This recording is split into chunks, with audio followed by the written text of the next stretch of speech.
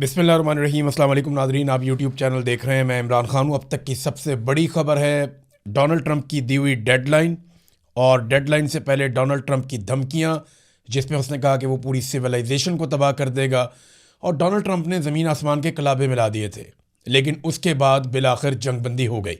ये जंगबंदी जो है वो 11th आवर में हुई, यानी ऐसा लग रहा था कि बस हमला होने ही वाला है, और उससे चंद घंटे पहले सब कुछ बदल गया। ये हुआ कैसे? पहले तो आपको मैं बताता हूँ कि हकायक क्या है, कौन कौन सी चीज़ें सामने आई। फिर मैं आपको बताता हूँ ये किस तरीके से हुआ, और अब तक कौन कौन सी चीज़ें बेनकाब हो चुकी हैं। ईरान का क्या कहना है, अमेरिका का क्या कहना है, और पाकिस्तान का क्या कहना है।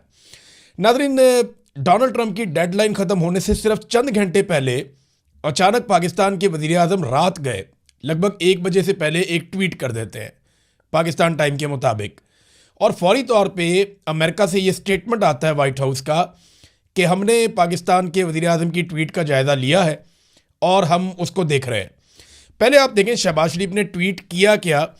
शहबाज शरीफ ने कहा जी, मशरिक़ वस्ता में जारी जंग के पुरअमन हल के लिए सिफारती कोशिशें बतदरीज मजबूती से और ताकत के साथ आगे बढ़ रही हैं, जिसके मुस्तकबिल में नताइज सामने आने की काफ़ी उम्मीद है। सफारतकारी से मसला हल करने के लिए मैं सदर ट्रंप से दरख्वास्त करता हूं कि वो अपनी डेडलाइन को 2 हफ्तों तक बढ़ा दें। पाकिस्तान ईरानी भाइयों से आबनाए हुर्मस को 2 हफ्तों के लिए खोलने की पुरजोर पुरखलूस अपील भी करता है। तमाम फरीकैन से भी दरख्वास्त करते हैं कि वो खित्ते में तवील मुद्दती अमन और इस्तेहकाम के मफाद में सिफारतकारी की खातिर मुकम्मल जंग बंदी की पाबंदी करें। इसमें पाकिस्तान ने इसराइल का नाम नहीं लिया, लेना भी नहीं चाहिए था। वैसे अमेरिका ही मैटर करता है, इसराइल तो मैटर नहीं करता। अगर इसराइल ईरान के साथ लड़ेगा तो वो 2 ढाई 3 घंटे के अंदर इसराइल को चक्कर दे के रख देगा ईरान। अच्छा, ये स्टेटमेंट आता है शहबाज शरीफ का। इसके कुछ देर के बाद जो है वो जब डोनाल्ड ट्रंप की डेडलाइन ख़त्म हो रही थी तो लगभग 1.5-2 घंटे रह गए थे, बाकी 1.5 घंटा रह गया था। फिर अचानक से डोनाल्ड ट्रंप का एक स्टेटमेंट आ जाता है। डोनाल्ड ट्रंप क्या कहता है, ज़रा ये भी आप सुन लें। डोनाल्ड ट्रंप ने अमेरिकी सदर डोनाल्ड ट्रंप ने कहा कि पाकिस्तान के वज़ीर आज़म शहबाज शरीफ और army chief field marshal Asim Munir की दरख्वास्त पर वो ईरान के खिलाफ तयशुदा हमले को 2 हफ्तों के लिए मौखर करने पर आमादा है, बशर्तिया कि ईरान आबनाए हुर्मुज़ को फौरी तौर पर और मुकम्मल तौर पर महफूज तरीके से खोल दे। उनके मुताबिक ये 2 तरफा जंगबंदी होगी। सदर ट्रंप ने कहा कि अमेरिका अपने तमाम फौजी अहदाफ हासिल कर चुका है और ईरान के साथ तवील मुद्दती अमन मुआहदे पर पेशरफ्त काफ़ी हद तक हो चुकी है। डोनाल्ड ट्रंप ने इसी ट्वीट के अंदर कहा कि ईरान की जानिब से 10 नकाती तजवीज़ मौसूल हुई है जो मुज़ाकरात के लिए काबिल अमल बुनियाद फराहम करती है। ये बहुत अहम है, मैं आगे चल के आपको बताता हूँ। अमरीकी सदर के मुताबिक अमरीका और ईरान के दरमियान ज़्यादातर इख्तलाफी नुकात पर इत्तफाक हो चुका है और 2 हफ्तों की मोहलत मुआहदे को हतमी शक्ल देने में मदद देगी। उन्होंने कहा कि बतौर सदर और मशरिक़ वस्ता के ममालिक की नुमाइंदगी करते हुए इस देरीना मसले के हल के करीब पहुँचना उनके लिए बहुत बड़ा एजाज़ है। लो जी, ये डोनाल्ड ट्रंप ने कह दिया ठीक है, मुझे जंगबंदी कबूल है। उसके बाद स्टेटमेंट आ गया ईरान की जानिब से। ईरान की जानिब से जो स्टेटमेंट आया वो अराक्ची का स्टेटमेंट आया। ईरानी वज़ीर ख़ारजा डॉक्टर अब्बास अराक्ची ने कहा कि इस्लामी जमहूरिया ईरान की सुप्रीम नेशनल सिक्योरिटी कौंसिल की जानिब से जो बयान जारी हुआ है वो ये है। मैं इस्लामी जमहूरिया ईरान की जानिब से खित्ते में जंग के खात्मे के लिए अपने प्यारे भाइयों इज़्ज़त माब वज़ीर आज़म पाकिस्तान शहबाज शरीफ और फील्ड मार्शल आसिम मुनीर की कोशिशों पर उनका शुक्रिया अदा करता हूँ, तारीफ़ करता हूँ। शहबाज शरीफ की अपनी ट्वीट में की गई बरादराना दरख्वास्त के जवाब में और अमरीका की जानिब से अपने 15 नुकाती मनसूबे की बुनियाद पर मुज़ाकरात की दरख्वास्त के साथ साथ सदर ट्रंप की जानिब से मुज़ाकरात की बुनियाद के तौर पर ईरान के 10 नुकाती मनसूबे के अमूमी फ्रेमवर्क को कबूल करने के ऐलान के पेश नज़र मैं ईरान की सुप्रीम नेशनल सिक्योरिटी कौंसिल की जानिब से दर्ज झेल ऐलान करता हूँ, अगर ईरान के ख़िलाफ़ हमले रोक दिए जाते हैं तो हमारी ताकतवर मुसल्लह अफवाज अपनी दिफाई कार्रवाइयाँ बंद कर देंगी। 2 हफ्ते की मुद्दत के लिए ईरान की मुसल्लह अफवाज के साथ हम आहंगी और तकनीकी हदूद को मद्देनज़र रखते हुए आबनाए हुर्मुज़ के ज़रिए महफूज रास्ता मुमकिन बनाया जाएगा। ये जनाब सैयद अब्बास अराक्ची ये स्टेटमेंट आ जाता है। अच्छा, इसके अलावा कुछ स्टेटमेंट्स और भी हैं जो मैं आपके सामने रखना चाहूँगा। एक तो पहले आपको बताऊंगा कि ईरान की शराइत क्या है, लेकिन यहां पे जो एक बड़ा स्टेटमेंट है वो स्टेटमेंट है सुप्रीम नेशनल सिक्योरिटी काउंसिल का, जो ईरान की है। उन्होंने कहा जनाब के 2 हफ्ते की जंगबंदी और मुज़ाकरात पर जो उनका स्टेटमेंट है, उन्होंने कहा कि दुश्मन को मुजरिमाना जंग में नाकाबिले तरदीद, तारीखी और इबरतनाक शिकस्त का सामना करना पड़ा। ईरान ने अमेरिका को 10 निकाती मनसूबा कबूल करने पर मजबूर कर दिया। तजावीज़ में अमेरिका की जानिब से अदम जारहियत की ज़मानत देना शामिल है। आपने हुर्मत पर ईरान के कंट्रोल को जारी रखने की तजवीज़ शामिल है। बयान के मुताबिक जो यूरेनियम की अफसूदगी है उसे कबूल करने, तमाम बुनियादी और सानवी पाबंदियों को ख़त्म करना, सलामती कौंसल और बोर्ड ऑफ गवर्नर्स की तमाम करारदादों को ख़त्म करना, ईरान को मुआवजा अदा करना, खित्ते से अमरीकी जंगी फ़ौज के इनखला की तजवीज़ भी शामिल है। सुप्रीम नेशनल सिक्योरिटी काउंसिल के मुताबिक लबनान के खिलाफ तमाम इस्लामी महाजों पर जंग बंदी को रोकने की तजवीज़ भी शामिल है। ईरानी सुप्रीम नेशनल सिक्योरिटी काउंसिल ने फतह की तफसीलात सामने आने तक इत्तेहाद और यकजहती को बरकरार रखने की ज़रूरत पर जोर दिया। नाज़रीन, ये तो जो जिस किस्म के ईरान की सुप्रीम काउंसिल ने, सुप्रीम नेशनल सिक्योरिटी काउंसिल ने जो स्टेटमेंट दिया है, वो तो फतह का ऐलान कर रहे हैं और उनके जो 10 नुकात हैं वही सबसे इंपॉर्टेंट है। अब वो 10 नुकात हैं क्या? इनमें से कुछ मैंने अभी आपको पढ़ के सुनाए। ये दुनिया भर के अखबारात के अंदर छप चुके हैं अब तक, और मैंने ये कहाँ पे पढ़े? मैंने गल्फ न्यूज़ में पढ़े हैं, टाइम्स नाउ में पढ़े हैं, मिरर में पढ़े हैं। बहुत सारे जर्नलिस्ट इसे रिपोर्ट कर रहे हैं। रज़ी ताहिर साहब ने बहुत अच्छा रिपोर्ट किया है ये ईरान से जुड़े हुए मामलात को, जंग के दिनों में भी। तो उन्होंने जो रिपोर्ट की है वो बताते हैं, एक तो दोबारा हमला ना करने का वादा लिया उन्होंने। नंबर 2, आबनाए हुर्मत पर ईरान का कंट्रोल बरकरार रहेगा। यूरेनियम अफसूदगी को तस्लीम किया जाएगा कि ईरान अपनी ज़रूरत के मुताबिक यूरेनियम को अफसूदा कर सकता है, और तमाम बुनियादी पाबंदियों का जो ईरान के ऊपर पाबंदियाँ हैं वो ख़ात्मा किया जाएगा। तमाम सानवी पाबंदियों का भी ख़ात्मा किया जाएगा। अक़वाम मुत्तहिदा की सलामती कौंसिल की तमाम करारदादों का ख़ात्मा किया जाएगा जो ईरान के ख़िलाफ़ थी। बोर्ड ऑफ गवर्नर्स की तमाम करारदादों का ख़ात्मा, ईरान को मुआवजे की अदायगी की जाएगी। खित्ते से अमरीकी जंगी अफवाज का इनखला होगा। तमाम महाजों पर जंग का खात्मा बशमूल लबनान में फौरी जंग बंदी, और जो आबनाए हुर्मत है उसके हवाले से वो ईरान का कंट्रोल रहेगा। ईरान उसका मैकेनिज़्म बनाएगा और उससे जो ईरान पैसा हासिल करेगा वो पैसा खर्च किया जाएगा या इस्तेमाल किया जाएगा रिकन्स्ट्रक्शन के ऊपर। जो तबाही हुई है उसको ठीक करने के ऊपर इस्तेमाल किया जाएगा, और इसके अलावा वो मांगते हैं कि जो नुकसान किया उसकी भरपाई भी की जाए। ये है जनाब ईरान के मुतालबात।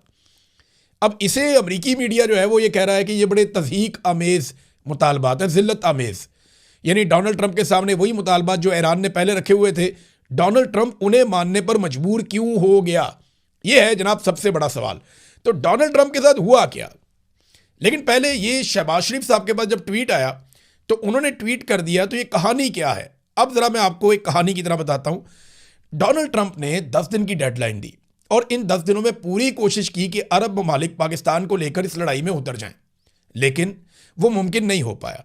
पाकिस्तान इस लड़ाई में उतरना चाहता था, लेकिन पाकिस्तान की आवाम ने शिया सुन्नी फ़िरका वारियत को पसे पुश्त डालते हुए इस बात को नामुमकिन बना दिया और पाकिस्तान में एक मिसाली भाईचारा देखने में आया। हत्ता कि कोशिश की गई कुछ ऐसे कलदम तंजीमों के बंदों को उतार कर के हालात ख़राब हो जाए, लेकिन पाकिस्तानियों ने रिस्ट्रेंट का मुजाहरा किया, समझदारी का मुजाहरा किया और फ़िरका वारियत से गुरेज किया, जो पाकिस्तानियों की एक बहुत बड़ी कामयाबी है। और पाकिस्तानियों ने कैटेगोरिकली कह दिया, यानी फील्ड मार्शल ने तो बुला के मौलवियों को ये तक कह दिया था कि जिसको ईरान में जाना है या पसंद है वो उधर ही चला जाए। ये मामला ख़राब हो रहा था, लेकिन पाकिस्तानी जो है वो कंसिस्टेंटली अपने मौक़िफ़ के साथ खड़े रहे। ये जो सुलह वाला दिन है, यानी ये पूरा दिन कैसा गुजरा मंगल का, ये मैं आपको थोड़ा सा इसके बारे में आगाह कर देता हूँ।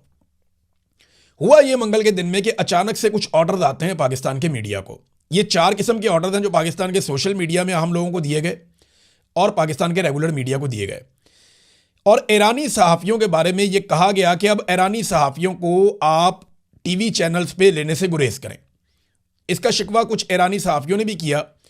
उन्होंने बताया कि पाकिस्तानी टीवी चैनल्स के ऊपर हमारे इंटरव्यूज़ थे, हमें जाना था, लेकिन अचानक हमें कैंसिल कर दिया गया।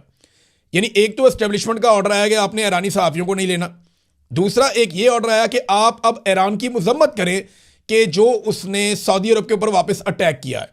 तो उसकी मजम्मत के लिए भी अहकामात आ गए।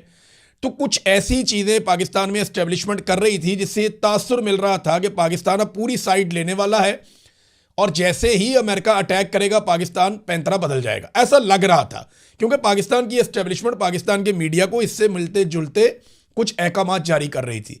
लेकिन अचानक से डोनाल्ड ट्रंप ने सारा गेम पलट दिया और एक मैसेज आता है शहबाज शरीफ के पास। और मैसेज क्या आता है? शहबाज शरीफ का जो पैगाम मैंने आपको पढ़ के सुनाया, ये पैगाम इस तरीके से नहीं था।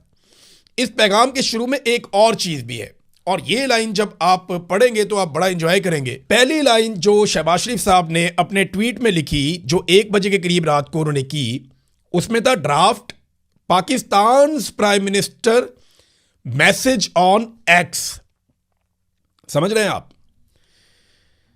देखिए, अब मैं आपको एक बारीक चीज समझाता हूं। ये दुनिया भर के तज्जियाकार इस पे बात कर रहे हैं कि ये मैसेज शहबाज शरीफ ने खुद नहीं लिखा और ये भी वो क्लेम कर रहे हैं कि ये मैसेज पाकिस्तान के अंदर से किसी सरकारी महकमे ने भी नहीं लिखा। मैं अच्छी तरह जानता हूं जो सरकारी लैंग्वेज है, मैं जर्नलिस्ट हूं, सारी ज़िंदगी हमने ये फाइलें पढ़ी हैं, सारी ज़िंदगी हमने ये डॉक्यूमेंट देखे हैं।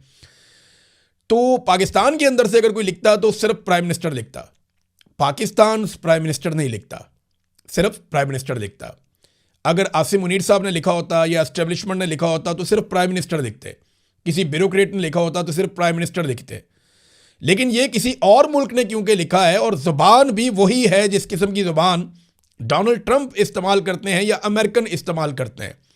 तो ये मैसेज लिखा हुआ पहले पाकिस्तान की मिलिट्री एस्टेब्लिशमेंट के पास आया और शहबाज शरीफ साहब ने एक्साइटमेंट में और उजलत में, इतनी खुशी थी कि अमेरिका से मैसेज आ गया है, कि इन्होंने फौरी तौर पे उसको ट्वीट कर दिया, ये सोचे बगैर कि इसकी पहली लाइन को मिटाना था। यानी पहली लाइन में ये लिखा हुआ था कि ये पैगाम शहबाज शरीफ साहब अपने ट्विटर से पोस्ट करेंगे, ये लिखा हुआ था। और शहबाज शरीफ साहब ने पहले लाइन ये वाली भी लिख दी कि शहबाज शरीफ साहब अपने ट्विटर से ये वाला ड्राफ्ट पोस्ट करेंगे और नीचे वो पोस्ट भी साथ ही लिख दी। थोड़ी देर के बाद शहबाज शरीफ को अपनी गलती का एहसास हुआ और उन्हें एहसास दिलाया गया बड़े तगड़े तरीके से। तो उन्होंने फिर अपनी ट्वीट को एडिट किया और एडिट करने के बाद ये पहली लाइन निकाल दी। तो ये इनिशिएट फिर ऐसा है कि पाकिस्तान से नहीं हुआ, प्राइम मिनिस्टर ऑफिस से नहीं हुआ, पाकिस्तान की एस्टेब्लिशमेंट ने नहीं किया और पाकिस्तान के किसी ब्यूरोक्रेट ने नहीं किया। ये अमेरिका से इनिशिएट होता है और लोग इसके बारे में बहुत सारे दावे कर रहे हैं। अमेरिकन मीडिया हैरान है, दुनिया भर के प्रोफेसर जो सियासत को जानने वाले लोग हैं वो हैरान है कि ये शहबाज शरीफ से कितनी बड़ी गलती हो गई एक्साइटमेंट में। वैसे भी डोनाल्ड ट्रंप कहता है कि मुझे नालायक बहुत पसंद है, मैं नालायकों में रहना पसंद करता हूं। तो फिर शहबाज शरीफ साहब ने साबित की कि मेरे तो वड्डा भी नालायक कोई नहीं है।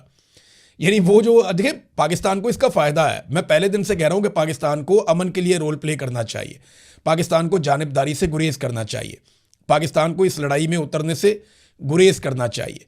चाहे कोई भी आपके ऊपर दबाव डाले, चाहे अमेरिका डाले, चाहे सऊदी अरब डाले, कोई भी दबाव डाले, इसराइल के साथ मिलकर ईरान के खिलाफ लड़ाई नहीं लड़नी चाहिए। मैं पहले दिन से ये कह रहा हूं कि पाकिस्तान का एक ही काम करना बनता है कि वो अमन के लिए कोशिश जारी रखे और पाकिस्तान ने यह किया भी। पाकिस्तान के वज़ीर आज़म ने किया, बाकी लोगों ने किया, जिनका मैंडेट था उन्होंने भी किया, जिनका नहीं था उन्होंने भी किया और ये कोशिश बिलाखिर कामयाब हुई है। लेकिन शहबाज शरीफ साहब को ये बना बनाया जो मिला खेल, वो शहबाज शरीफ साहब से गलती हो गई और एक शानदार मौका जो शहबाज शरीफ को मिल रहा था उन्होंने ज़ाया कर दिया और पूरी दुनिया को बता दिया कि मुझे तो बतौर एक कठपुतली के इस्तेमाल किया गया है, मेरी इस सारी लड़ाई में इतनी औकात थी। बहरहाल जंगबंदी होगी, ये बड़ी अच्छी बात है और मैं उम्मीद करता हूं कि ये जंगबंदी कायम रहेगी क्योंकि ये पूरे खित्ते में, ख़ासतौर पे पाकिस्तान और ईरान के लिए, उनके मफाद में बहुत इंपॉर्टेंट है। अब इसराइल अगर कोई शरारत नहीं करता अगले 2 हफ्तों में तो ये चीज़ें आगे बढ़ सकती हैं। अच्छा, डोनाल्ड ट्रंप के साथ क्या हुआ जो डोनाल्ड ट्रंप को फौरी तौर पे जंगबंदी की तरफ आना पड़ा? डोनाल्ड ट्रंप के खिलाफ काफ़ी एक्टिविटीज़ शुरू हो गई और ये एक्टिविटीज़ डोनाल्ड ट्रंप के खिलाफ अमेरिका में हो रही थी। पहली मरतबा ऐसा हुआ कि ये जो सिविलाइजेशन पूरी तबाह करने का बयान है, उसके बाद डोनाल्ड ट्रंप की अपनी पार्टी के लोग डोनाल्ड ट्रंप के खिलाफ होने लगे और उनके स्टेटमेंट्स भी आना शुरू हो गए। कांग्रेस के रुकन जॉन बी लॉरेंसन ने 119वीं कांग्रेस में करारदाद 1155 पेश की जिसमें सदर डोनाल्ड जे ट्रंप को संगीन जंगी जराइम और बदउनवानियों के लिए मुआखजा करने की सिफारिश की गई। अब इस मरतबा क्योंकि कुछ लोग खिलाफ हो गए। डोनाल्ड ट्रंप के अपने भी मुआवजे की भी एक तलवार लटक रही थी, कामयाब हो या ना हो। अमेरिकी सदर के लिए बहुत बड़ी बात होती है कि उसके खिलाफ मुआवजे वाला मामला चल पड़ा है। दूसरा, डोनाल्ड ट्रंप एक भी इत्तेहादी अपने साथ मिलवाने में कामयाब नहीं हो सका। और फिर अक़वाम मुत्तहिदा के अंदर बाकायदा ये करारदाद लाई गई कि आबना हुर्मुज़ को बज़ोर ताकत खोल दिया जाए, और पूरी उसके लिए कोशिश की गई, लेकिन रूस ने और चीन ने उसको वीटो कर दिया। बाकी दो ममालिक वहाँ से एब्सेंट रहे, पाकिस्तान भी वहाँ पे नहीं गया, लिहाजा वहाँ पे भी नाकामी हो गई अमेरिका को और उसके इत्तेहादियों को। तो आबना हुर्मुज़ को ताकत के बलबूते पे खुलवाने के सारे इम्कानात जब ख़त्म हो गए, तो डोनाल्ड ट्रंप को जंग से बचने के लिए और अपने आप को बचाने के लिए अब जंगबंदी चाहिए थी। तो उसमें एक स्क्रिप्ट लिखवा कर पाकिस्तान भिजवाया गया। पाकिस्तान के वज़ीर आज़म ने उसको एज इट इज़ ट्वीट कर दिया। गलती ये होगी कि पहली लाइन मिटाना वो भूल गए, जिसकी वजह से पूरी दुनिया में सुबकी भी हो गई, और जो एक मौका मिला था शानदार किस्म का इसको मौजें लूटने का और पूरा क्रेडिट लेने का, शहबाज शरीफ साहब ने अपनी एक गलती से वो क्रेडिट बदकिस्मती से गवा दिया। अच्छा, अब पूरी दुनिया में शहबाज शरीफ साहब का मजाक भी उड़ रहा है, और जब शहबाज शरीफ का होता है तो फिर पाकिस्तान का भी होता है। तो डोनाल्ड ट्रंप ने इस जंगबंदी में हासिल क्या किया? 10 शराइत तो मैंने आपको बता दी कि जनाब ईरान की 10 शराइत बड़ी सख्त है। इस तरह अमेरिका की भी शराइत है, वो इसके बिल्कुल ऑपोजिट है। लेकिन 2 हफ्ते की जंगबंदी के बाद क्या होगा, और इस लड़ाई में अमेरिका को मिला क्या? नंबर 1, आबना हुर्मुज़ जो पहले खुली हुई थी जंग से पहले, लंबे अरसे के लिए डोनाल्ड ट्रंप ने पूरा महीना उसको बंद करवाया, और अब जो जहाज़ ईरान की निगरानी में और ईरान की इजाज़त से वहाँ से गुजरेंगे, उनके ऊपर फ्यूचर में टैक्स भी लगेगा। ये एक हासिल की चीज़।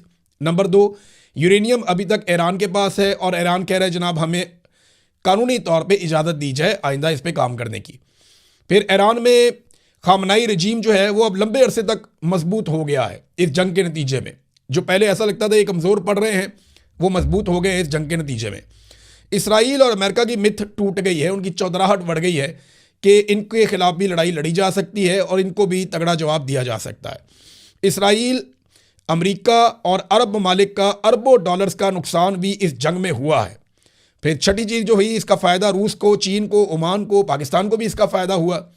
पाकिस्तान को ये फ़ायदा हुआ कि पाकिस्तान को लड़ाई में नहीं उतरना पड़ा, अच्छा हो गया, बचत हो गई हमारी।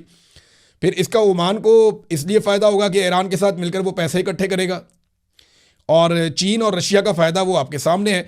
आलमी मंडियों में तेल की कीमतों में इजाफा करवा दिया ये जंग करने के बाद। हर रोज़ अरबों डॉलर स्टॉक के अंदर डूबते रहे। डोनाल्ड ट्रंप और नेतन्याहू के लिए उनके मुल्कों में बहुत बड़ा सियासी डैमेज हुआ है इस जंग के नतीजे में, और पहली बार अमेरिका के इत्तेहादियों ने उसे तनहा छोड़ा। ये सारा कुछ डोनाल्ड ट्रंप ने इस जंग में हासिल किया है। अब नाज़रीन, 10 तारीख को पाकिस्तान के वज़ीर आज़म ने फिर ट्वीट कर दिया और 10 तारीख को दावत दे दी है अमेरिका के और ईरान के नुमाइंदों को कि वो आएँ और आकर बैठ के पाकिस्तान के अंदर इस्लामाबाद में अपने मुज़ाकरात करें और कोई बीच का रास्ता निकालें, ताकि 2 हफ्ते के बाद भी ये जंगबंदी कायम रहे और दोबारा लड़ाई ना हो। देखें, उम्मीद यही की जा रही है और कोशिश भी ये होनी चाहिए सबकी, और मेरी दुआ भी है कि खित्ते के अंदर अमन आए। ईरान के साथ बड़े लंबे अरसे से ज़्यादती हो रही है, और जब ये जंग होती है तो इसका ज़्यादा नुकसान मुसलमान ममालिक को होता है, क्योंकि यहाँ खित्ते में सारे मुसलमान ममालिक हैं। इसराइल का उतना नुकसान नहीं होता, उनका पैसा बहुत ज़्यादा है, उनकी सपोर्ट बहुत ज़्यादा है, फिर उनका जो दिफाई पूरा इंफ्रास्ट्रक्चर है वो बहुत तगड़ा है, तो ज़्यादा नुकसान मुसलमान मुल्कों का भी हुआ है। और अब अगर जंगबंदी हो जाती है तो ये तवील होनी चाहिए, मुस्तकिल होनी चाहिए, इसके ऊपर ईरान ने भी जोर दिया है। और पाकिस्तान जब इसके अंदर मेज़बानी करेगा तो कम से कम जो मौजूदा रजीम है, जो जाली रजीम है, हुकूमत आकर बैठी हुई है, उसको कम से कम इतना फ़ायदा ज़रूर होगा कि अपने मुखालिफिन को ज़्यादा कुचलने में उनको आसानी मिल जाएगी। यानी दुनिया की जंगें ख़त्म करवा रहे हैं, पाकिस्तान के अंदर जो है वो अवाम को कुचल रहे हैं, अवाम के साथ ज़्यादती कर रहे हैं। सबसे बड़ी पॉलिटिकल पार्टी जिसको अवाम ने मैंडेट दिया हुआ है, उन लोगों को सबको जेलों में डाला हुआ है, मुलाकातें तक बंद करवाई हुई हैं पाकिस्तान के सबसे बड़े लीडर की। तो अब जब डोनाल्ड ट्रंप को राज़ी करेंगे तो उसके बाद पाकिस्तान में जुल्म और जबर का एक नया सिलसिला भी मैं उम्मीद करता हूं कि आसिम मुनीर साहब शुरू करवाएंगे, क्योंकि ये ट्रैक रिकॉर्ड है। जब जब इन्हें ऑक्सीजन मिलती है ये अपने मुखालिफिन को कुचलना शुरू कर देते हैं। अब तक तो हमने यही देखा। तो नाज़रीन, ओवरऑल क्या हुआ, यानी आखिर में मैं आपको ये बता देता हूं कि ईरान ने अपनी इस्तकामत के ज़रिए से, अपनी बहादुरी के ज़रिए से और मुसीबतों को फेस करके, उनका सामना करके, एक आसाब शिकन लड़ाई जिसमें उनके बहुत सारे लीडर्स कुर्बान हो गए, उनके बहुत सारे फ़ौजी शहीद हो गए, उनके लोगों का बहुत नुकसान हुआ, उनके इंफ्रास्ट्रक्चर का बहुत नुकसान हुआ, लेकिन इसके बावजूद वो डट कर लड़ते रहे और बिलाखिर ईरान ने वो अचीव कर लिया जिसके बारे में सोचा भी नहीं जा सकता था। आज अगर जंगबंदी हो रही है तो ईरान उसको अपनी फतह करार दे रहा है। अमेरिका भी कहेगा उनकी फतह है, लेकिन ईरान के अंदर लोग ये मान रहे हैं कि ये ईरान की फतह है। अमेरिका के अंदर कोई ये मानने को तैयार नहीं है कि डोनाल्ड ट्रंप ने ये जंग जीती है। अमेरिका के अंदर लोग ये तस्लीम नहीं कर रहे, अमेरिकन मीडिया ये तस्लीम नहीं कर रहा कि अमेरिका ने ये जंग जीती है, जबकि ईरान के अंदर लोग इसको जश्न के तौर पे मनाएंगे अगर ईरान की शराइत पूरी हो जाती हैं। तो पहली मर्तबा ईरान के जानिब से इतनी सख्त शराइत अमेरिका को माननी पड़ रही हैं और डोनाल्ड ट्रंप को जंगबंदी पे मजबूर होना पड़ रहा है। तो इसमें अगर मैं ये कहूँ कि इसमें जीत किसकी हुई है, तो इसमें जीत ईरान की हुई है। और ईरान की इस्तकामत की वजह से ही पाकिस्तान को ये मौका भी मिला कि पाकिस्तान अब मेज़बानी करेगा मुज़ाकरात की जो ईरान और अमेरिका के बीच में होंगे। देखते हैं ज़ामिन कौन कौन बनेगा, इस पर नज़र रखेंगे। अब तक के लिए इतनी, अपना ख्याल रखिएगा, अपने चैनल का भी। अल्लाह हाफ़िज़।